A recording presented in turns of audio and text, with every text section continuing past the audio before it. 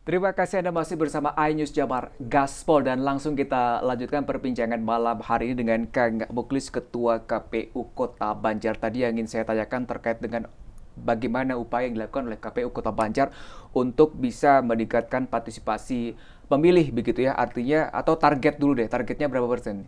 Untuk target yang paling penting bagi kami sekarang itu meningkat dari partisipatif sebelumnya gitu. Jadi harapan saya untuk menargetkan itu meningkat dari sebelumnya gitu seperti itu. Karena memang dari kemarin itu ada peningkatan 0,4% Pak untuk peningkatan di Kota Banjar seperti itu. Itu saat kemarin Saat pemilu ya, iya, 14 betul. Februari lalu Iya. ya, begitu ya. Artinya juga mungkin targetnya nanti di pilkada ini juga kurang lebih begitu lah ya, atau harapan kita meningkat, Iya, harusnya iya, begitu kan iya. ya. Nah, apa upaya yang dilakukan untuk oleh KPU Kota Banjar untuk nantinya harapan kita bersama bisa meningkat tuh target tersebut, khususnya untuk pemilih pemula nih? Iya, siap. Karena memang hari ini kita khususnya di minggu-minggu kemarin kita dengan teman-teman komisioner yang lain di pimpinan KPU kita sering berdiskusi terkait dengan sosialisasi yang akan kita laksanakan khususnya di pemilih pemula. Nah, dari kami itu sudah menyimpul terkait dengan proses nantinya yang akan dilaksanakan sosialisasi, yaitu kita akan lebih menyasar kepada desa bahkan sampai ke dusun mungkin. Dusun untuk proses sosialisasi terkait dengan pilkada serentak yang akan dilaksanakan pada tanggal 27 November nanti. Seperti itu. Bentuk kegiatan sosialisasinya apa sih, Pak?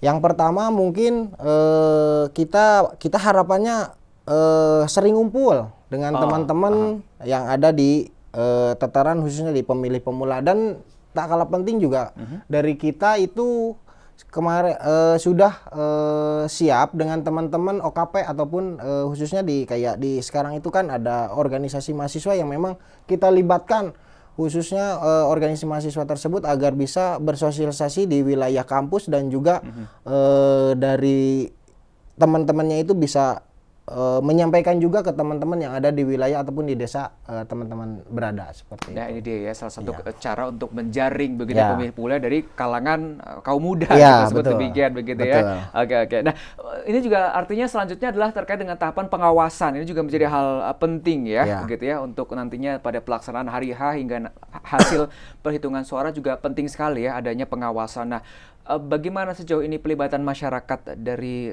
KPU Kota Banjar untuk nantinya mempersiapkan mereka ikut dalam pelaksanaan pengawasan ini? Oh iya, terima kasih. Kalau untuk proses pengawasan itu kan domain daripada teman dari Bawaslu, rekan kita dari Bawaslu. Namun kita juga tidak mengesampingkan hal itu. Kita juga sering berkoordinasi dan berkomunikasi dengan khususnya masyarakat yang ada di wilayah.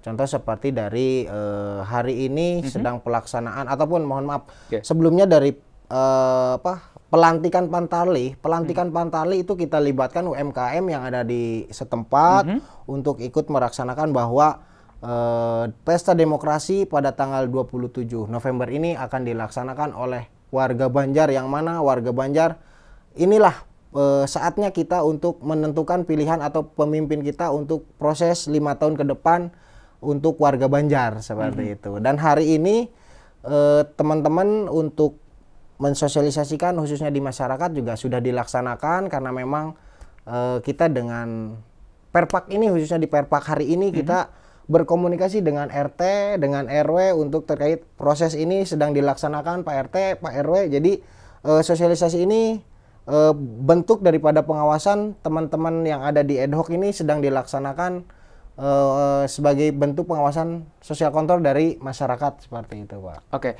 Ini juga kan harapan kita bersama, pemilu ini termasuk pilkada nantinya itu kan terwujud pilkada yang damai begitu ya. Kalau kita bicara sedikit berkaca dari evaluasi dari pelaksanaan sebelumnya hingga nantinya di tahun 2024 ini apa yang bisa diperbaiki begitu ya untuk bisa mewujudkan pilkada damai tersebut? Tentunya untuk pilkada damai khusus di Kota Banjar sekali lagi mungkin terkait dengan komunikasi, Pak. Komunikasi dengan semua elemen masyarakat, karena memang pemilu ini bukan hanya hajat ataupun bukan hanya pesta yang dilakukan oleh KPU, tapi semua unsur, semua masyarakat bahkan stakeholder Forkopimda yang ada di Kota Banjar juga ikut serta dalam proses pelaksanaan dari mulai awal sampai dengan akhir itu bentuk ataupun upaya dari kami untuk melaksanakan pemilu damai di Kota Banjar seperti itu, Pak. Oke. Nah, itu kan dari hasil evaluasi di penyelaksanaan pilkada sebelumnya hingga nanti 2024 salah satunya adalah komunikasi begitu yang harus lebih ditekankan kembali. Selain itu apakah ada lagi, Kang Muklis? Kalau untuk Banjar sebetulnya tidak ada permasalahan yang begitu begitu sulit lah, karena Banjar itu sekali lagi kota kecil yang memang hanya memiliki 4 kecamatan. Namun tidak menutup kemungkinan ketika antisipasi itu harus kita persiapkan. Kita berkomunikasi dengan rekan-rekan Bawaslu dan juga dari TNI Polri. Kita selalu berkomunikasi terkait dengan proses-proses ataupun tahapan-tahapan yang sedang dilaksanakan dan akan dilaksanakan ke depan dengan KPU seperti itu. Oke, dan ini adalah salah satu momen kita juga untuk bisa menekankan atau memberikan pesan begitu ya kepada masyarakat, khususnya apa yang disampaikan oleh KPU Kota Banjar nantinya menjelang Pilkada 2024 ini kepada masyarakat. Kepada masyarakat, khususnya Kota Banjar, hari ini KPU sedang melaksanakan beberapa tahapan yang mana tidak luput dari masyarakat yang memang membantu untuk proses pelaksanaan hari ini Perpak itu tidak luput dari teman-teman Pantarlih dan juga PPS yang sedang melaksanakan hari ini dan dibantu juga oleh rekan-rekan PPK kepada masyarakat. Ini ada pasukan, bukan pasukan, Jadi badan ad hoc dari KPU yang ada di PPK dan PPS akan mendatangi rumah ibu bapak sekalian, dan untuk terkait dengan Perpak akan sama mendatangi pula terkait dengan apakah betul memberikan syarat dukungan atau tidaknya kepada bapak ibu yang ada di wilayah setempat atau desa setempat seperti itu. Oke, itu adalah pesan yang ditekankan oleh Ketua KPU Kota Banjar Kang Muhammad Muklis ya kepada masyarakat. Intinya adalah kita bersama-sama gitu ya, kita berkoordinasi bekerja sama untuk mewujudkan Pilkada serentak 2024 khususnya di Kota Banjar. Itulah pemilihan wali kota dan wakil wali kota untuk 5 tahun ke depan ya, karena momen Pilkada serentak ini itu adalah momen penentuan ya, masa depan Kota Banjar selama 5 tahun ke depan hingga 2029 berarti ya? Iya, betul. Baik kalau gitu. Nah, terima kasih Kang Muhammad Muklis, Ketua KPU Kota Banjar. Sukses selalu untuk teman-teman KPU di Kota Banjar.